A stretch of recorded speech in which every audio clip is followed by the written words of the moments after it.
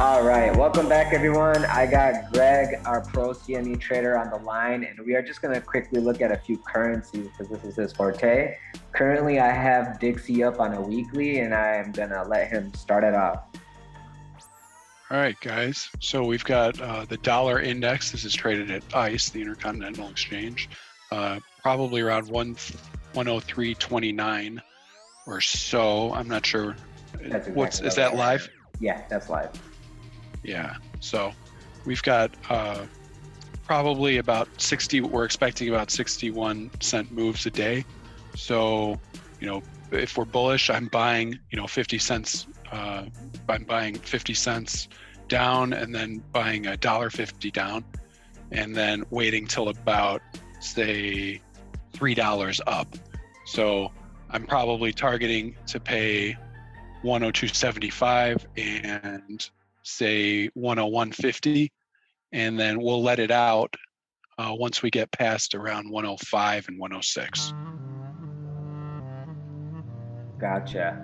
All right, well, I was just trying to do a quick fib real quick, and I did it backwards, so let me just do it again.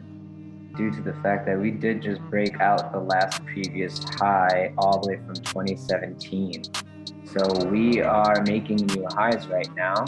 Another thing I want to point out is that, did we break out of the Bollinger Band? Yeah, so we broke out of the Bollinger Band, had opens and closes. Now we're breaking back in, and we just made a low under last week. So if we can hold this level, that would be fantastic. But if we go lower, I'm assuming that our first level of resistance will be this cyan line, which is about $100.37. If we can find support there, that would be great. And if not, we can look for this golden pocket, which is a little bit under the 21 at $98. We would actually hope for the 21 to become support before even going lower. This is on a weekly, so we can look at a more recent time frame. But since we have 3 days and 2 hours left on this candle, and we're already under that candle that we basically broke back into the Bollinger Band, it's very likely that a retracement is going to start. As long as we can hold these levels and not go too deep down, every weekly candle we can hold this range by going sideways. These EMAs will come up quickly due to the fact that we did move up very sharply. So next week, I would assume that this $100 level would be where we are going to be finding some support. And as long as we don't close the weekly under that, we can look to make another attempt to go higher. I have another level marked to the top side at 106, and that's my target to the upside. To the downside, my target is $100. So that's about a $6 range. We're at 103 right now. If I'm trying to buy long, I would obviously wait, look for a retracement to the 21. If I'm short, I mean, you're fine. And then I would have a stop loss right above this Fibonacci at 103.91 until this 21, and I would start taking profit as soon as we get into this area and follow back up. I just don't want the area to come to the 21. You can sell to me right at 101.5. Deal. That sounds like a plan. Are you going to be short? No, I'm not short. Okay. Yeah, I wouldn't short this asset either because I don't trade this. But to me, the way this looks like, it got accumulated and now it's going to start distribution. And I did this on the other chart, so I can just do this. So yeah, because numbers and trading is good. I would say I would be short. Say if it rallied more than $3 in less than a month, then I'd be comfortable. Maybe 3, So if it starts knocking on that 106 door in a few days, well, then you can start building a short position maybe. That's just... I agree with you on that one. If it gets back above this fib and you see weakness, you can definitely short it. But 106, I mean, that means it's... I mean, I would expect this to move what did I say? 60 cents a day, maybe just mess around, up 60, down 60 cents. But if it doubles that or something, then okay, to build maybe a little bit of a short position, take it off after $1 or $2. Gotcha. Yeah, since I went down a time frame to the daily, it looks like the 21 is right here. So it would be best not to lose this $103 level. Going any daily closes under 103, we have a deeper retracement, more than likely to the $101 area, basically $101 to the top side. I don't, if it makes a higher high above 104, whatever its last high was, 104.97. I would be looking for the next target to be this 106.50, and then we can see if it gets rejected from here. And yeah, as of right now, we're testing the 21. It is very important that we do not close this in 1 hour and 17 minutes under this 21 EMA. And as long as we can hold this in the next candle, we should probably see some retracement to the upside. I don't see any. How much time we got? 1 hour and 17 minutes for the. Oh, you're talking about. Okay, now we're good. We can move on to the next asset. Let's go to JPY.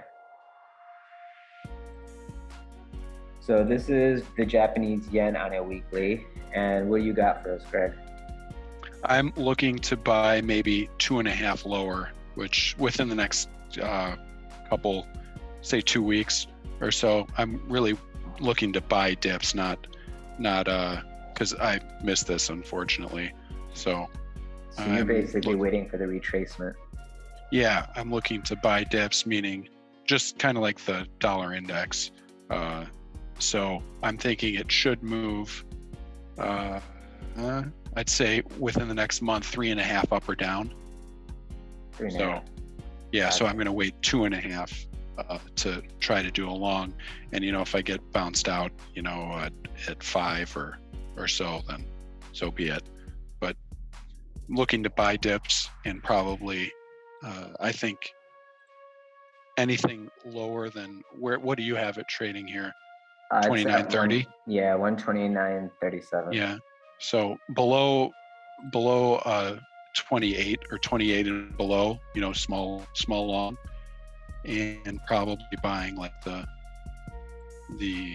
130 calls or the 132 calls as it hits that. Gotcha. If I would be on this, I'm looking for this 127.34 area to be support.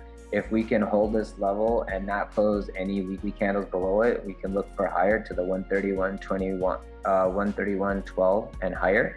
The target to the top side, if we break this high, is about $155, and that's a 1-to-1 extension from here. If we consolidate here and then break out above here by going sideways and then up, I'm looking for 155 as an area to be at in a few weeks. Obviously, it's not going to happen right away. Since we did just break back into the Bollinger Band, I'm assuming that this is the top. I'm going to look for a retracement right now. And I'm looking for this area, this yellow 21 EMA and this golden pocket, this 618 extension around the 121, 125, 121.30. Yeah, I'm just talking these next 2 weeks or so, not quite. I'm expecting it to trickle down basically these next few weeks into this area, and that's when I'm looking for the buy. It might test and then break out of this channel and then test up higher. That's what I'm assuming. And then that's the move I will be trying to buy long on, because this was a very, very bullish breakout on volume. But the fact that we broke, I would have been trying to pick it up any other week, but to try to buy it after it just broke back into the Bollinger Band with an opening close, I'm assuming that the retracement is going to come in a little bit deeper than just like one candle. And it might just grind out into this little green channel, come back into this fib area, and then bounce up. So like I've drawn, I'm going to remove this. We're going to follow up with this. We're going to follow up with this and see how it goes. Aside from that, guys, I will catch you guys soon. We're about to lose our time. Anything else, Greg, you want to say before we bounce? Let's do some S&P index and NASDAQ next time. Next time for sure. Yeah, I think we have less than a minute, but we will. And then if I look at the daily, before I get cut off, guys, you can see we're finding some support on the daily. So as long as we don't close, open and close dailies under 128, we can look for this to